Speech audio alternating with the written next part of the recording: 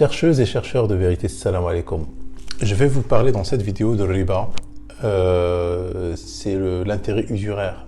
C'est-à-dire que moi j'ai cru pendant longtemps, en étant sunnite bien sûr, qu'aller faire crédit à la banque pour acheter un appartement par exemple ou acheter une voiture parce que j'en ai besoin, c'est haram. On a interdit ce qu'on appelle l'intérêt usuraire dans le sunnisme. On a interdit parce qu'on a mal compris le Coran ou parce qu'on l'a déformé, j'en sais rien. Mais bon, ce n'est pas du tout ça.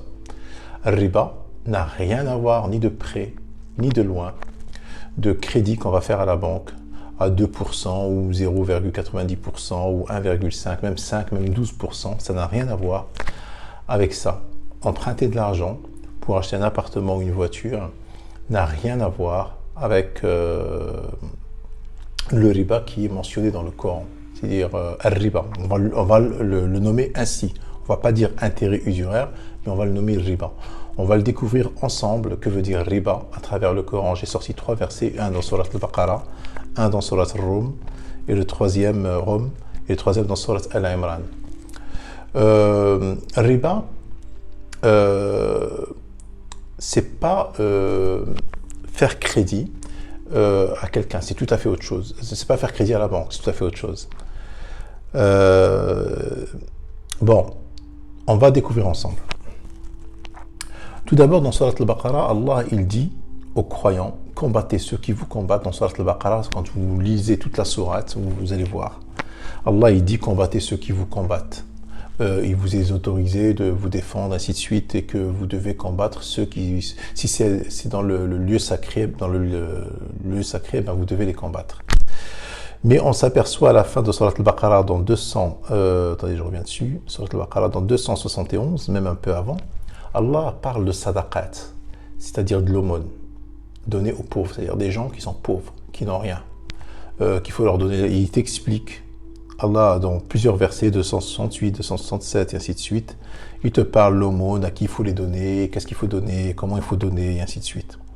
Et dans le 271, il te parle, il te dit, si vous donnez ouvertement vos aumônes, c'est bien, c'est mieux encore pour vous. Si vous êtes discret avec elles et vous les donniez aux indigents, c'est-à-dire les fuqara, c'est-à-dire ceux qui ont vraiment besoin, c'est-à-dire ceux qui sont vraiment insolvables, ils n'ont rien. Le fuqara, c'est vraiment ceux qui sont dans le besoin. Voilà, ceux qui sont dans le besoin, Allah effacera une partie de vos méfaits. Allah est parfaitement connaisseur de ce que vous faites. Et après, il te dit, ce n'est pas à toi de les guider vers la bonne voie, mais c'est Allah qui guide qui il veut. Et tout ce que vous dépensez de vos biens sera à votre avantage. Là, il parle de gens qui ont les moyens. Alors, vous allez voir par la suite de qui il parle, dans quelles circonstances. Je veux en fait vous montrer que être coraniste, c'est rien à voir avec le sunnisme, ça n'a rien à voir. C'est-à-dire que nous, on croit déjà que le Coran est descendu par sourate. Et la sourate, pour essayer de comprendre quelque chose, nous n'allons pas isoler quelques versets pour comprendre. Par exemple, riba. Si tu veux comprendre ce que c'est, il faut lire toute Surat al-Baqarah. Il faut comprendre les circonstances, qu'est-ce qui se passe, qui est concerné, et ainsi de suite, pour comprendre ce que veut dire riba. Donc là, vous allez voir par la suite, et si justement on y vient, des circonstances et tout ça. Donc, avantage, et vous ne dépensez que pour la recherche de la face wajh Allah. Et tout ce que vous dépensez de vos biens dans les bonnes œuvres vous sera récompensé pleinement et vous ne serez pas lésés. Après, il te dit, aux nécessiteux. Alors, à qui il faut donner? Aux nécessiteux. Des fuqara. Alors, c'est qui ces fuqara? Qui se sont confinés dans le sentier d'Allah. C'est comme ça qu'ils l'ont traduit. Moi, je dirais que ceux qui sont c'est-à-dire ceux qui sont cernés, assiégés. D'accord? Ce sont des gens qui sont pauvres et en plus ils sont assiégés. Donc, ils n'ont vraiment aucun moyen de... Un riche, même en étant assiégé, il a des moyens pour survivre. Mais un pauvre, il va directement... il meurt, quoi.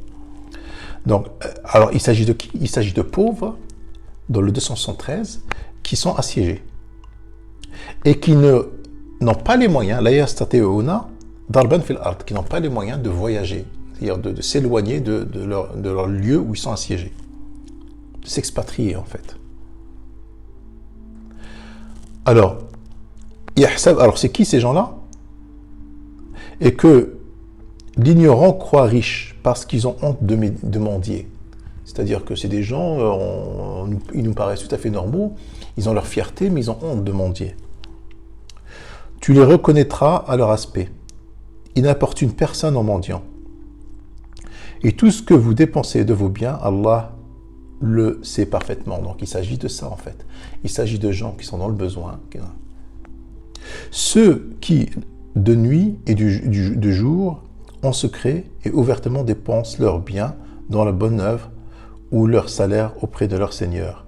Ils n'ont rien à craindre. Et voilà. Après, il y a le 275, et c'est là où te parle Allah. Ceux qui mangent al-riba ne se tiennent au jour du jugement dernier que comme se tient celui que le toucher de Satan a bouleversé. Cela parce qu'ils disent le commerce est tout à fait comme l'intérêt, alors qu'Allah a rendu licite le commerce et illicite l'intérêt. Donc là, jusque-là, qu'est-ce qu'on peut comprendre? On peut comprendre qu'ils ont dit que le commerce est comme riba, c'est-à-dire c'est des gens qui vont prêter de l'argent à ces pauvres qui sont assiégés, et il va lui demander de lui rembourser le triple, même le quadruple, le double, le triple, le quadruple de ce qu'il lui a prêté. Il a saisi l'occasion de cette guerre, alors que c'est un intérêt en commun, de défendre l'islam, de défendre le prophète, avec quoi il est venu. Et c'est des gens qui vont saisir, des opportunistes, qui vont saisir l'occasion pour utiliser ces pauvres comme une source future de richesse. C'est-à-dire qu'ils leur disent, bon, je te prête 1000 dinars, une fois qu'on ne sera plus assiégé, tu me rendras 4000 dinars. Alors que Allah les invite à donner de l'aumône, c'est-à-dire leur donner de l'argent, liwajhillah, c'est-à-dire pour la face d'Allah, leur donner gratuitement de l'argent, leur dire, bon écoutez, nous sommes frères, nous sommes tous dans la même merde, excusez-moi l'expression, nous sommes tous dans la même merde, aujourd'hui nous sommes assiégés, donc voilà, nous sommes riches, vous êtes pauvres, vous êtes besogneux, voilà, c'est à peu près ça, dans cette histoire. Al-riba, ça veut dire ça jusque-là, on va continuer.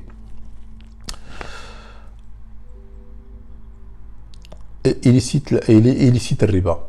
Celui donc qui cesse dès que lui est venu une exhortation de son Seigneur peut conserver ce qu'il a acquis auparavant et son affaire dépend d'Allah.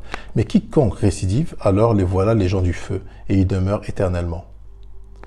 Allah anéantit l'intérêt usuraire et fait fructifier les aumônes. Donc on voit que les aumônes et l'intérêt et le riba, c'est deux choses contradictoires. Riba est contraire à l'aumône. Rien que le riba la yaqumuna illa kama yaqumuna yamhaqu Allah riba wa yurbi as-sadaqat wallahu la yuhibbu kulla kaffarin athim. Et Allah n'aime pas les mécréants pécheurs. Ceux qui ont la foi ont fait de bonnes œuvres, les bonnes œuvres, donc c'est ça, c'est aider le pauvre, machin et tout, accomplir la salat et acquitter la zakat, certes, leur récompense auprès de leur Seigneur, pas de crainte pour eux et ils ne seront pas affligés. Ô les croyants, craignez Allah et renoncez au riba, si vous êtes croyants. C'est une pratique, voilà, c'est-à-dire qu'une fois que le mec il a le genou par terre, moi je vais saisir l'occasion, je dirais, bon voilà, il est dans le besoin, je te prête de l'argent, mais tu me rends le quadruple, alors que je pourrais bien lui faire une aumône, c'est-à-dire lui donner de l'argent pour... Alors là, le 280 est très important. Bon là, et si vous ne le faites pas, alors recevez l'annonce d'une guerre de la part d'Allah et de son messager. Et si vous vous repentez, vous aurez vos capitaux, vous ne laisserez personne et ne vous serez point lésés. Et celui qui est dans la gêne, alors ça c'est très important le 280, accordez un sursus jusqu'à ce qu'il soit dans l'aisance. Mais il est mieux pour vous de faire remise de la dette par charité. Donc s'il a déjà fait, voilà, machin et tout, bah, qu'il fasse une remise de la dette, il lui dit, écoute, après ce verset, j'ai entendu, donc je veux plus que tu me rembourses, tu gardes ce que je t'ai prêté, tu le gardes. Ainsi de suite. Donc là, on voit bien qu'il s'agit de gens qui sont... Donc aujourd'hui, même en France, il a eu un moment, un mec qui est au RSA, donc c'est quelqu'un qui n'est pas solvable au RSA, même dans la loi française, qui n'est pas solvable, il ne doit pas rembourser. Mais il y a eu ce qu'on appelait le revolving. Il y a une époque, c'est ce crédit usuraire revolving. C'est-à-dire qu'il fallait... le revolving, c'est quoi? C'est un système bancaire qui venait des États-Unis. Maintenant, je crois que c'est interdit en France. Où on te prêtait de l'argent. Par exemple, tu pouvais prêter 6-7 000 euros parce que tu en avais besoin. Même si c'était au RSA, tu n'étais pas obligé de justifier que tu as des revenus que tu peux rembourser, que tu es solvable. Et on te prêtait cet argent. Le problème, c'est que tous les mois, tu payais des intérêts. C'est-à-dire que tu payes l'équivalent et ton crédit ne descendait pas en fait. C'était très cher, ça augmente, c'était entre 15 et 18%. Hein. Et c'est dans une période courte. C'est-à-dire que tu payes que les intérêts et ton crédit ne diminuait pas. C'est-à-dire que tes 6-7 000 euros, même 3 ans, 4 ans après, ils étaient toujours là. Moi, je pense que ça aussi, c'est une forme de riba. Riba, aujourd'hui, dans les systèmes bancaires, un banquier ne te prêtera pas d'argent si tu n'es pas solvable, si tu n'as pas les moyens de rembourser, si tu n'as pas un travail fixe, si tu n'as pas des damanats, c'est-à-dire si tu ne peux pas avoir une contrepartie pour rembourser, si tu n'as pas de... Donc, même dans les pays occidentaux, riba a pratiquement disparu, c'est pratiquement pas utilisé. On va continuer, donc on va aller dans Surat Ar-Rum. Qu'est-ce qu'il dit Allah? Et là c'est très important, le 38 et le 39 il me semble.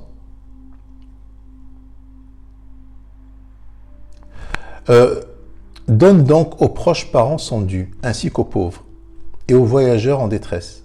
Cela est meilleur pour ceux qui recherchent la face d'Allah, c'est-à-dire sa satisfaction.